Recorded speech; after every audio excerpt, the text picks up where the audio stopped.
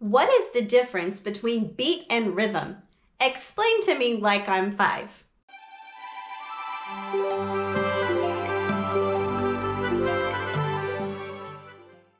Welcome back to Morning Basket Music, your best resource for learning how to teach music to kids. Today we're going to tackle this tricky concept, which can be kind of hard to explain to young kids especially. What is a beat and what is rhythm? Because sometimes we want to use those words interchangeably, but they don't exactly mean the same thing.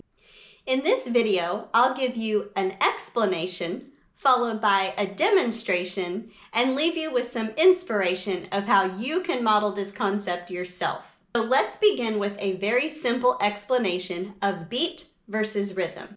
A steady beat in music is similar to your heartbeat. So have all the kids put the hand on their heart so they can feel that pulse. A steady beat is like your heartbeat because it pulses over and over and over in a steady pattern.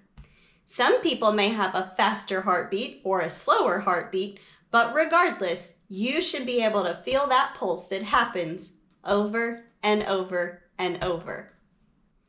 Rhythm, on the other hand, means something a bit different. Rhythm is like the way the words go. Early elementary is a really good time for kids to start learning this concept because you can relate it to how they learn about syllables in words. Start with something easy like each person's name. If I clap the syllables in my name, it would sound like this. Miss Leanne.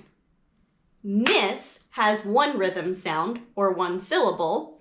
Leanne has 2 rhythm sounds, or 2 syllables. So let's review the definition of steady beat versus rhythm. A steady beat is like the pulse you feel in your heartbeat. It happens over and over and over. Whereas rhythm is like the way the words go. Sometimes we hear one long sound.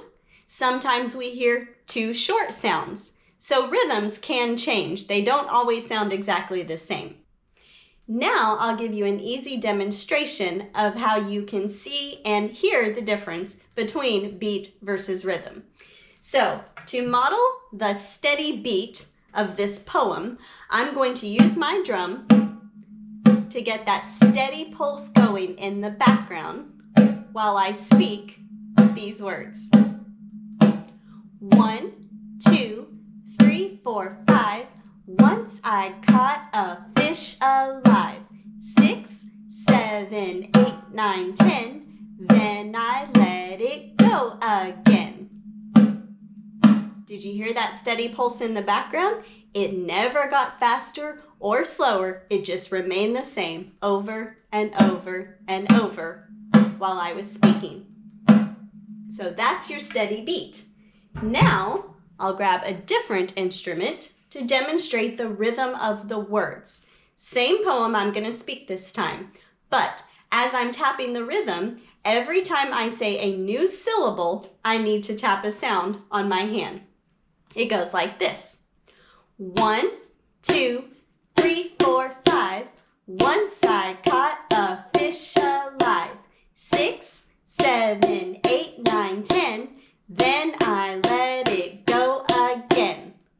What did you notice? Every time I tap a new syllable, you hear a rhythm sound. So some of them were longer sounds, some of them were shorter sounds. Rhythm is like the way the words go. All right, let's put the 2 concepts together now so you can hear the difference. On my drum, I will continue tapping the steady beat, that pulse that you hear in the background.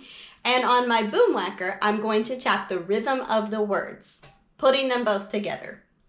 Here's my steady beat. And now the rhythm of the words. 1, 2, 3, 4, 5.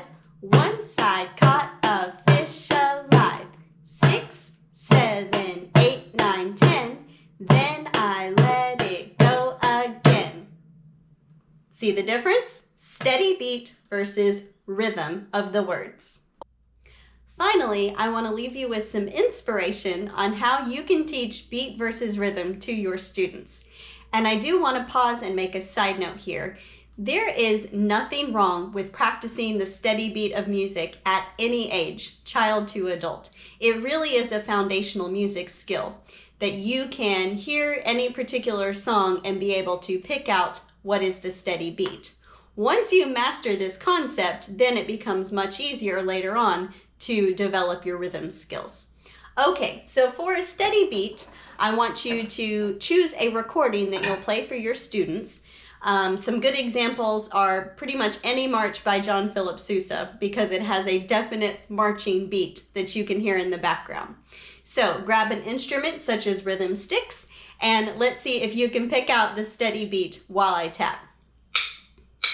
Bum bum ba-dum bum bum bum bum bum bum bum bum bum ba-dum bum bum ba-dum bum ba-da-da-da-dun dun dun dun dun dun. Okay, remember this steady beat is that pulse that we feel happen over and over. It never changes. All right, instruments are a great way to practice the steady beat. If you don't have an instrument, well, you can simply play those percussion sounds on your lap. Bum bum ba-dum bum bum bum bum bum bum bum. So it doesn't require having an actual rhythm instrument. You can just use your own body to make the steady beat sounds. Another way that I like to practice steady beat with younger kids is to use some kind of stuffed animal. I really like Beanie Babies in particular because they have some weight to them. It's easy to feel the pulse when you're tapping that Beanie Baby. Okay, so same thing, but this time using something different than an instrument.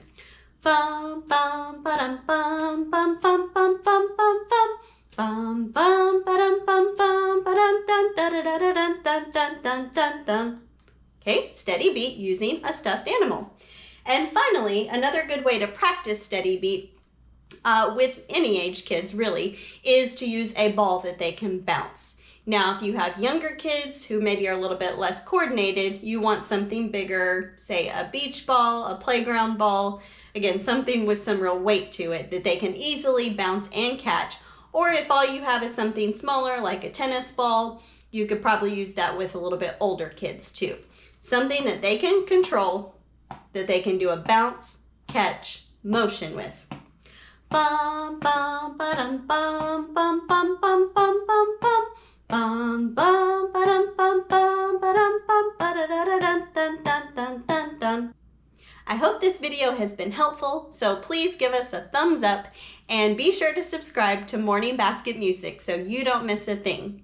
Next week on Musical Mondays, I will show you guys a tool called a word chain that helps to introduce the beginning concepts of rhythm. Quarter notes versus eighth notes, or one rhythm sound versus two rhythm sounds. So until next time, happy music making.